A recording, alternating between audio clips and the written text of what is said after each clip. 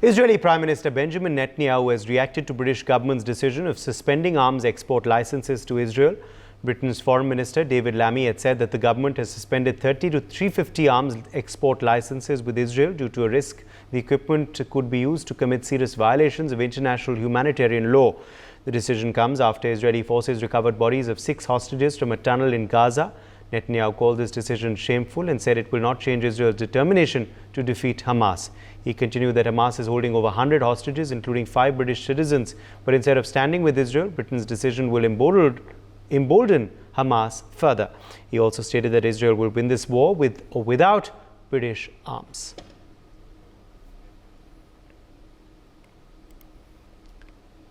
The UK suspending Israel's arms licenses. The UK has taken this decision, which has evoked a sharp reaction from the Israeli Prime Minister.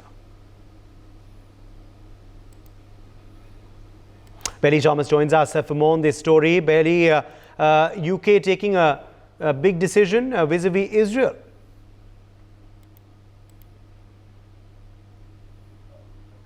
Of course, Uday, Britain will immediately suspend 30 of its 350 arms export licenses with Israel, as there was a risk such equipment might be used to commit serious violations of international humanitarian law. It's what the Foreign Minister of UK, David Lammy, has concluded.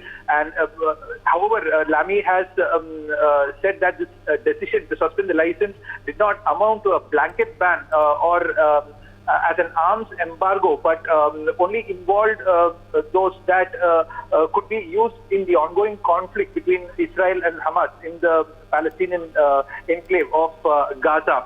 So the UK recognizes the Israel's need to defend itself against the security threats, but the country is deeply worried about the methods that Israel has been employing by the reports of the civilian casualties and the destruction of civilian infrastructure. Is what Lammy is pointing out. And since after the Labour Party won an election in July, David Lammy had said that his office would conduct an update and a review of the arms sales to the Britain's ally Israel to ensure these are complied with the international law.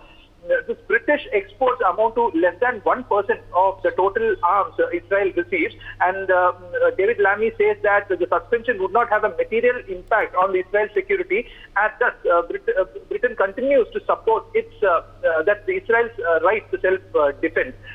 Both the Israeli and the Palestinian leaders are being investigated for alleged war crimes and crimes against humanity in the wake of the October 7 attack by the Hamas on the southern Israel, which killed around 1,200 people by the Israeli tallies. And the Israeli response in Gaza has killed more than 40,700 people, according to the Palestinian health authorities.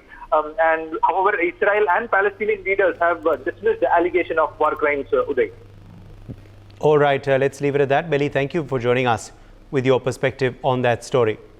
Let me also, in fact, quickly bring in Sanjeev Srivastav, international affairs expert. Sanjeev, Israel PM, of course, has strongly reacted to this decision by the UK. Well, Uday, first of all, a very good morning to you. Good morning to all the viewers. United Kingdom's support to Israel in their war against terrorism will continue. But at the same time, this new Starmer government of United Kingdom, they are also pressing upon the fact that the entire war and the kind of humanitarian crisis it has led to should be given a proper address. And that should be also a consideration which Israel must do in order to ensure that no further humanitarian casualties happen. And this war comes to a logical end. And that is precisely what the message is being given by the United Kingdom with this kind of a decision. So they have suspended some licenses, but I do not think that United Kingdom will withdraw its support to Israel in their war against Hamas. And because that war is being fought against terrorism, United Kingdom knows about it. United Kingdom and rest of the democratic world has been the victim of terrorism and the kind of conspiracy Hamas hatched against Israel to disrupt the normalization process and to promote this idea of clash of civilization, etc. United Kingdom knows very well the kind of imperative which Israel has for defeating terrorist organization Hamas. So I think that kind of support, United Kingdom support to Israel in the war against terrorism will continue. But Israel should also give due consideration to the humanitarian crisis and should conduct their operation in such a way that no further humanitarian casualties happens and a situation gets better and this war with the defeat of Hamas comes to a logical conclusion and end. So I think that is what the message and India signal which is being given by the Starmer government. And I think Israel should take the entire, this decision of United Kingdom in that perspective, and they should reconsider their various strategies of what they are adopting in Gaza in this war against Hamas. Because it is a fact on the ground there that thousands of people have lost their lives.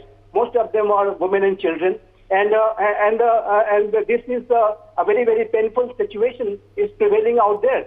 So I think Starmer government is giving that indication, and Israel, instead of giving a very strong reaction to such kind of steps which the United Kingdom has taken, they should reconsider their strategies and they should look into the real reason why United Kingdom has taken that decision.